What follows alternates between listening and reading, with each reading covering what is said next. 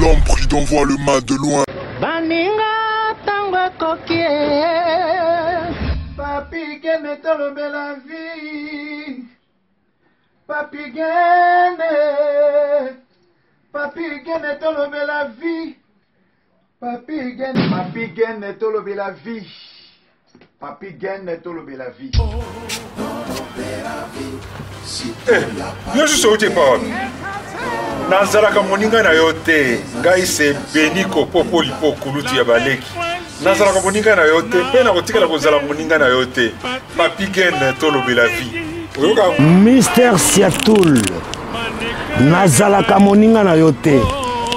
Papi gene tolobe la vie. Est-ce que nga naza moninga na yo? Toza baninga na bango. Tozalaka baninga te. Zaza totikala kozala baninga. Papi gene tolobe la vie.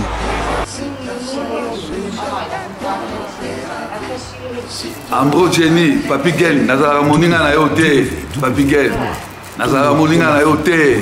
Papi gene. C'est impérateur de Modogo Jaffa qui fait des Finchman. Papi gene tolobe la vie. Est-ce que nazala moninga na yo te? Est-ce que nazala moninga na yo te? Papi gene tolobe la vie. Nazalaka moninga na yo te. Je suis pas ton ami. Papi gene tolobe la vie. Ça c'est Lidjo Kwempa, le grand samouraï de la nouvelle génération. Papi gene tolobe la vie. Est-ce que ngana moninga no? Nga master no. Nga matano. Papi gene tolobe la vie. WS Production, Willy Sionga. WS Production, Willy Sionga.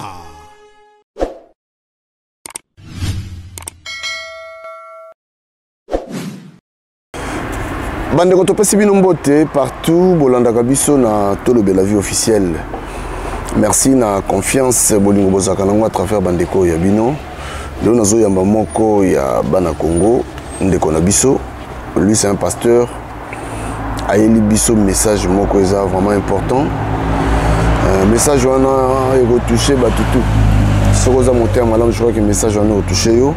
Et merci également à la grande équipe à Tolobe la vie, Washington, merci Nayo, Didier, merci, Jérimbo Mana Canada, merci, merci également à IP Diego Cao de London, Emile Bamba de Zurich, Mingi aussi, Platini Chipamba, Papi le Rocard Illimité, merci Nabino, et merci à Kouloutou Nangai, Koulamam, merci Nayo parce que nous appelons vraiment ceux qui va bêtimbela au répondre le plus vite que possible. Voilà.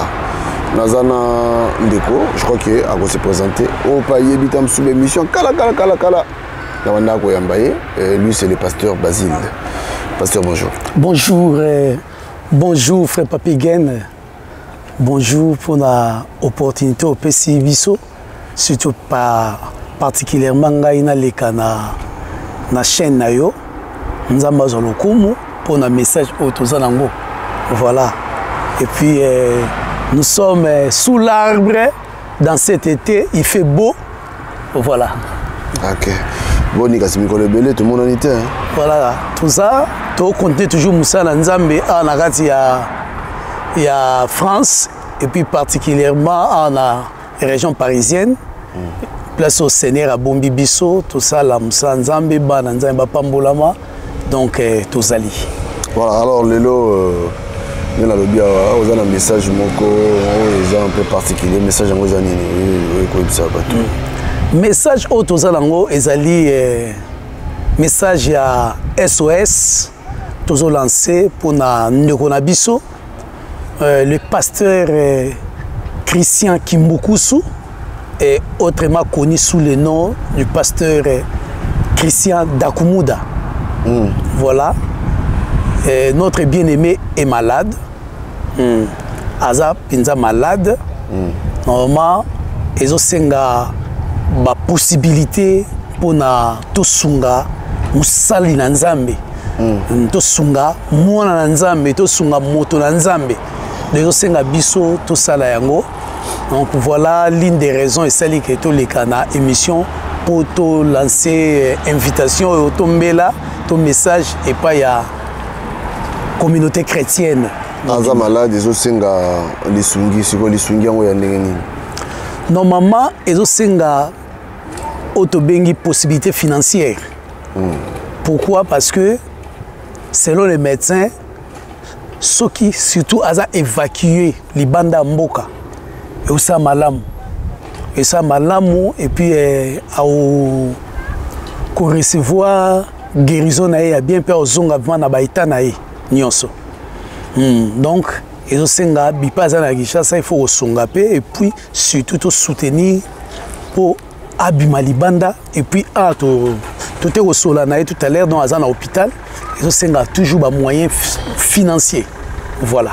Pour abima aya kozwa soin libanda mboka. Na déjà na Kinshasa place à Zapuna, pas traitement d'ozwa. Bien que tu aies une situation mboka na biso, ils senga quelque chose mais en attendant et puis ce qui toi penza na to kangisa. Voilà, Pondeko, Aya, Penza, Libanda, surtout Aya en Europe pour continuer à soigner. Voilà. Mais c'est quoi, tu vas retourner, mais Christian de Congo, des hommes, Aya d'après Batubele, Aya Pena Batubele, na poto, mais retourne, mais ça dit qu'il y a pour aller au poto, donc c'est un dénaire à l'issue pour retourner. Non, après. Nous devons comprendre que surtout la communauté chrétienne, il y a le passé. Il y a un passé naïe, qu'il fit un grand musicien, il est naturel. Donc, au beta musique, il y a Mukili, Netolobaka. Il y a un toyebi que chaque fois batou na Europe, batou ba musicien, ba ko betaka, par ba production na ye. Et après il y avait tant sous moi mike bon. À mon avis aussi c'était le Seigneur qui l'avait retenu na mboka. Nzambe ne mta retenaka ye parce que et ça la pe kutu nandenge accepter Seigneur Jésus-Christ et il a travaillé. Et Lélo, il est devenu un homme de Dieu. Donc, et ça, sagesse à Nzambe. Togo, quand peut-être un sous erreur humaine, mais Nzambe Bima, il peut parwana pour Lélo à tombolaye na katia ministère. Ah, d'accord. Alors, déjà, malade, il y a non, déjà, alors, tout ça m'a sucre. Alors, tout ça m'a sucre. Et puis, attention. Au moni sucre, l'attention bazaraloga ba jumeau. Donc le diabète et la tension et tambolaraloga nzela moko. Mais ça na malamu mingité parce que ils ont mataka et puis na mboka na biso to yebi ndenge ni ba traitement ezali na libanda wa ba machine eza ebele, il y a aussi une médecine développée et sunga ndeko.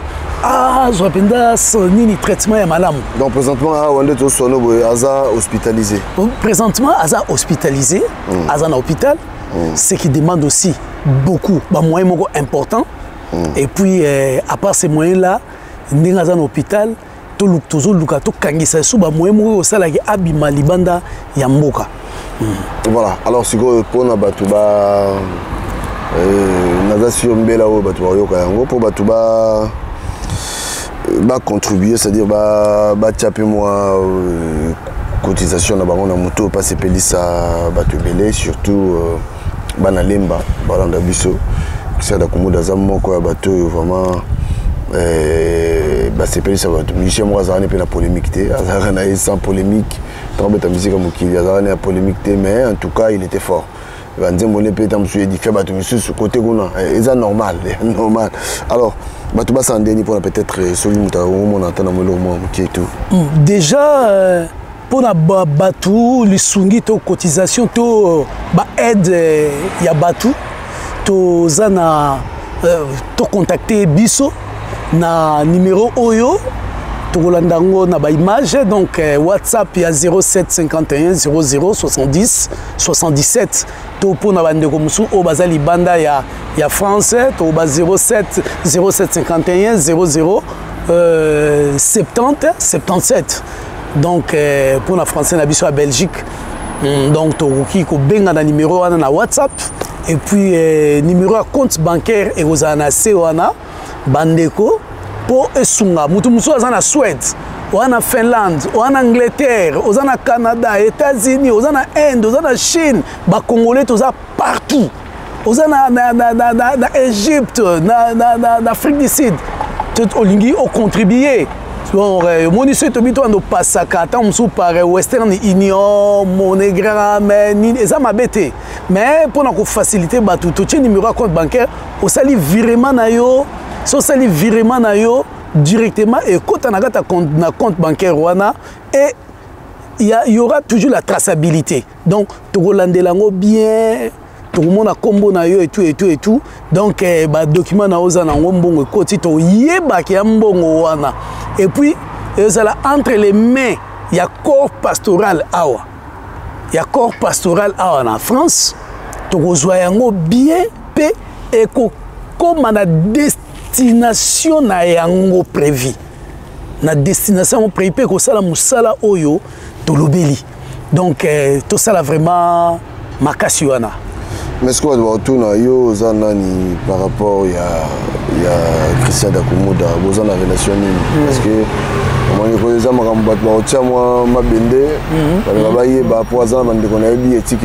c'est mon frère, c'est mon pote.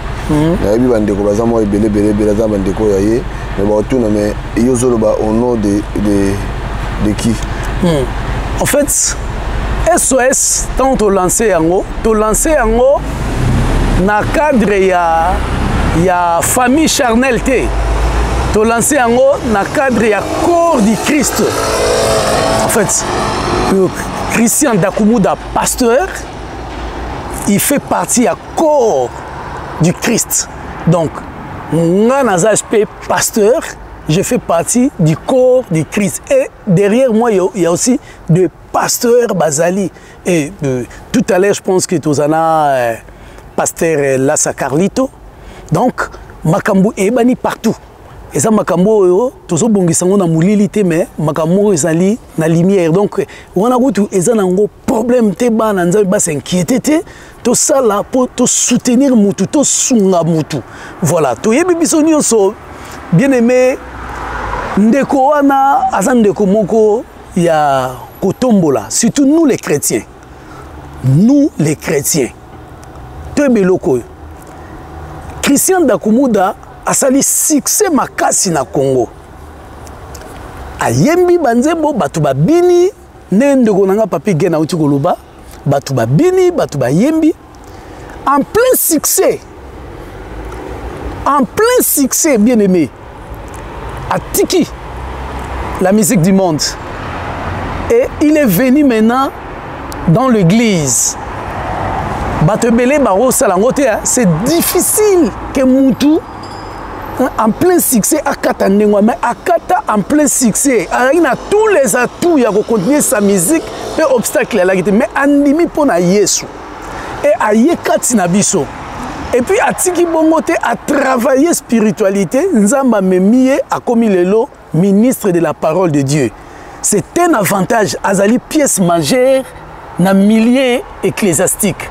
Pourquoi? Parce que il est mieux placé pour alobela tout ce qui se passe dans Mokili. Tout le monde passer là sa Carlito derrière et battre belé babongola mutema. Pourquoi ceux qui a lobby makambo et ça vrai parce que a viva yango. Et ça encore Christian Dakumouda, il a vécu du succès à yebi ba dégâts na yango a yebi ndengenini même les jeunes kozwa bango. Donc bien aimé, c'est vraiment quelqu'un à féliciter d'abord et puis à soutenir. Donc surtout dans Nzambe, toyeba ke lelo to sambela bato yo babongo la mitema. Mais so yo bato ba bongo la mitema et que ba yo au milieu de nous, tozali ko soutenir bango te. Cela veut dire quoi? Et linkoloba ke nous ne sommes pas organisés et décourager d'autres personnes pour se repentir. Mais ce qui va moniquer au milieu des enfants de Dieu, les sungé za makasi. yango tosenga mbela oyo ba pasteur, ba apôtre, ba prophète, ba évangéliste, ba docteur, les intercesseurs gagnants dans protocole on ngala kendaka dimanche ko sambela esili wana biso nyonso to sangana le paix que Dieu nous a donné to contribuer et le Seigneur ne manquera pas. Ya wozongi c'est la biso. Voilà. OK, voilà, mais bon c'est quoi bino côté na bino ba pasteur organisation mieux andengé. Toi pasteur basé belé en France hein? Voilà. Non, le pasteur tout à l'heure né na Obaki, donc tout soleil j'en a parcelle pasteur la Sacarlito. Voilà. Et il y aura une organisation au Salema déjà voilà le pasteur Tokutana et tout. Et je sais que par la grâce de Jésus-Christ et qu'on les cas mieux, makambo et qu'on les cas bien. Mais nga nazo va toujours et pas ban nzambe. Pour biso ban nzambe de fois to lobaka. Mais son comité sala. Satan a freiné. Non. Ko bimisa mbongo pona okende ko somba babiloko na yo moko eza bien. Mais ko soutenir mutu Jacques alobi nini. Na épître à Jacques abi boni ozo ebisa mutu kende malamu nzamba pambola yo. Mais mutu wana azana nzala olesi ete. Aza malilo pesi ate lambata se couvrir mobi nzamba pambola yo. Wane komi mensonge. Wane komi makamalokuta. Donc nzambe ya pambola yo bien aimé bimisa na bike bipai toza to telema to sambela pe pona ye c'est important. La spiritualité nous devons prier pour lui. Mais ko bimisa pe ozanango pesa yango et puis makamango eza rapide to pesa pour te soutenir ye et ozamala mingi. Merci beaucoup pasteur le basso que zani pour aussi sanabiso. C'est un message mo vite fait mais le basso que zani. Voilà. Le basso que ali ndegonanga ko hésiter té. Mais pas union sozali mais ma sijo na motema. Kola la pongité. Zalo kola bana Israël. Esther alala ki pongité.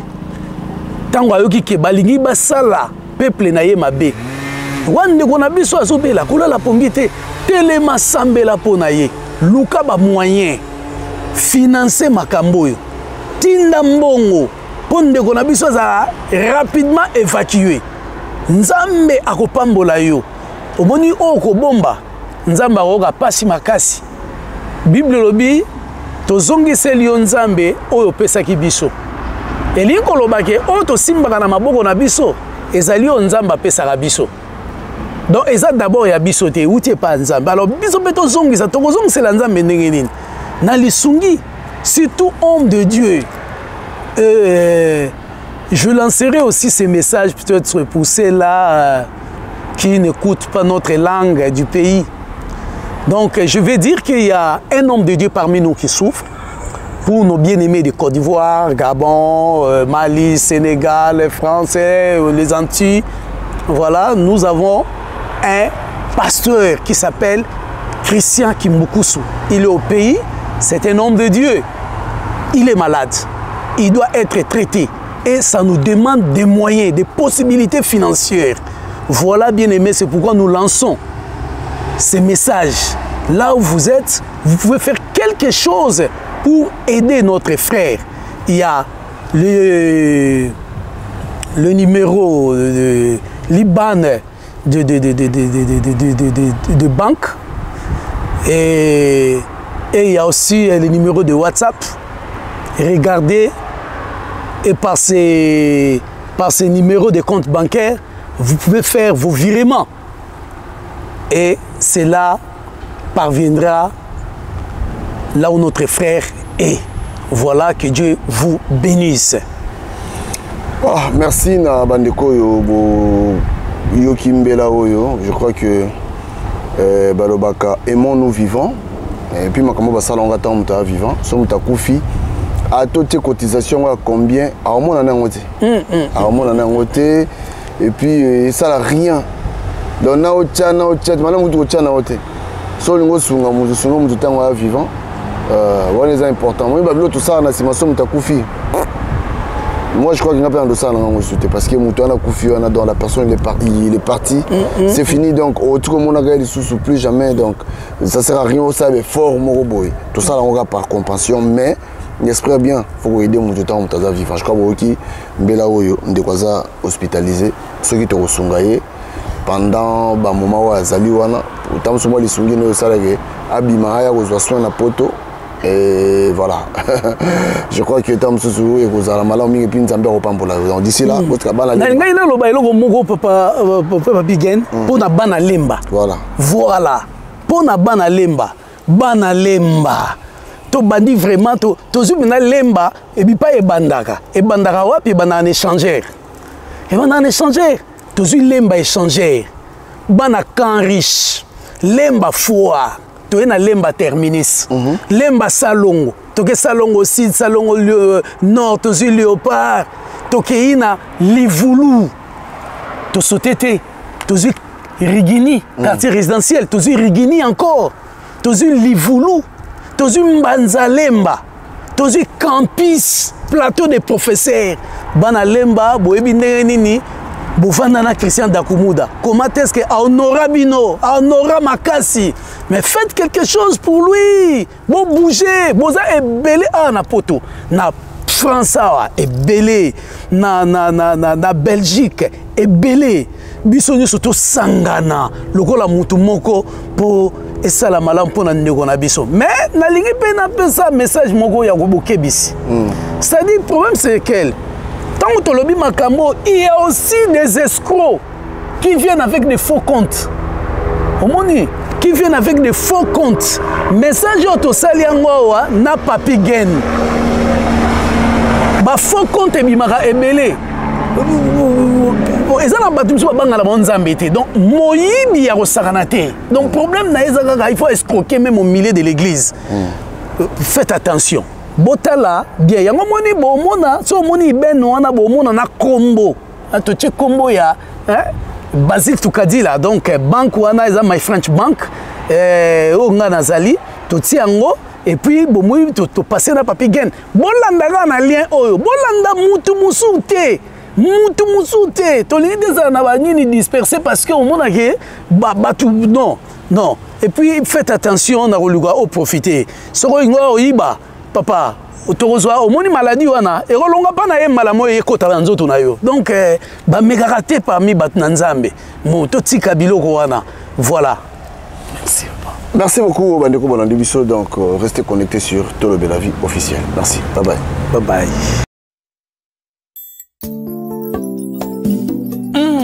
Mon frère Papi Gen. Oui, bike masumu koma ebele na mokilo yo. Ah, mon frère Jeff Fongue, tu comment vivre Sodome et Gomorre.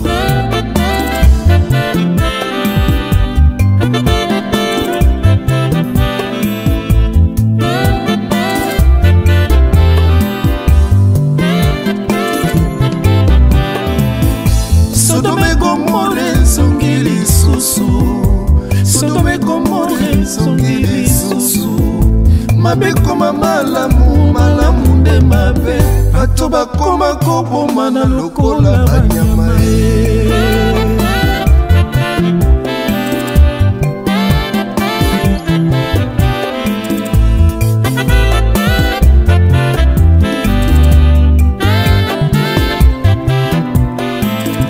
Sodome et Gomorre Songili Sousou.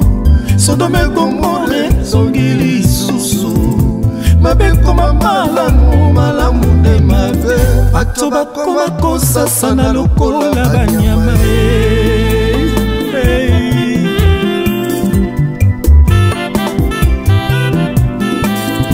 basi bakoma kobima na basi mibali bakoma kobima na mibali bato bakoma kobima na banyama tala ndenge moto abungisi mayele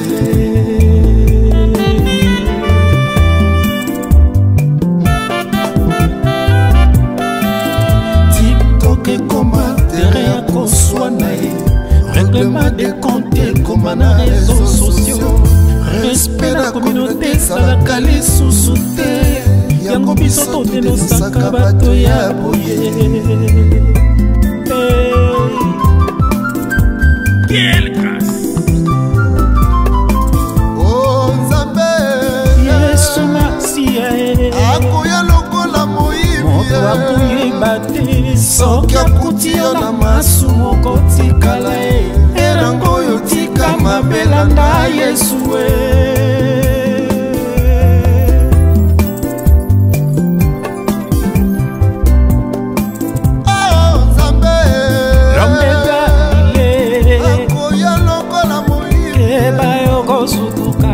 soki akuti yo na masumu kotikala ye erango oyo tika mabelanda Yesu